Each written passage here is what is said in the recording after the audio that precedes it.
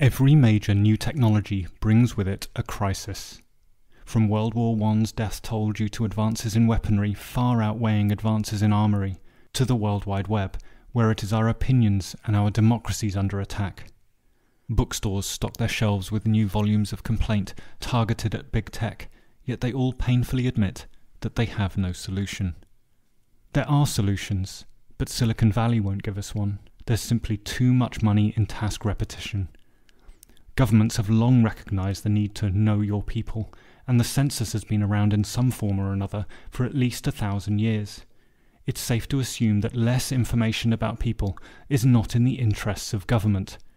There's only one group left: us. We've got to solve this, all of us. How we got here is quite simple to explain. After the dot-com bubble burst in the early noughts, Silicon Valley imagined an internet of people. They wanted to remove any friction to onboarding new users, and so they opted for an advertising revenue stream to be able to offer free services. They began creating detailed profiles about us, but something unexpected happened. They developed the ability to predict our behaviour. They had the ability to know which ones of us could be nudged into which directions. Big data was born.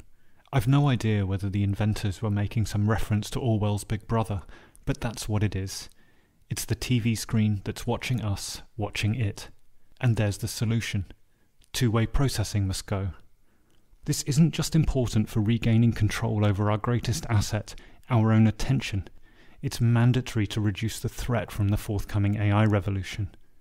We're being manipulated all the time, and for profit. We're in a dysfunctional relationship with the internet.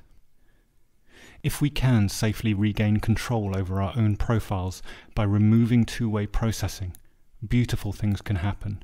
We can safely contribute to scientific data sets. We can choose whether we want to pay for internet utilities or to receive ads.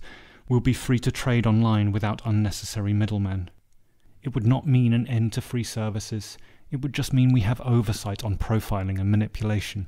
It would not mean an end to online advertising. If anything, the advertisers will gain more control than big tech allows them to have. We've given away too much. The fact that we can't feel the loss doesn't mean we haven't lost. If you want to feel it, all the division we've experienced over the last few years is because of this. It began with Cambridge Analytica, and it hasn't ended just because they've shut their doors. There are millions of people like Nick's out there. Most of them are wealthy, and we need protecting from them. We're building an identity token that you generate independently and on demand. One token is very much like another unless there is a legal complaint.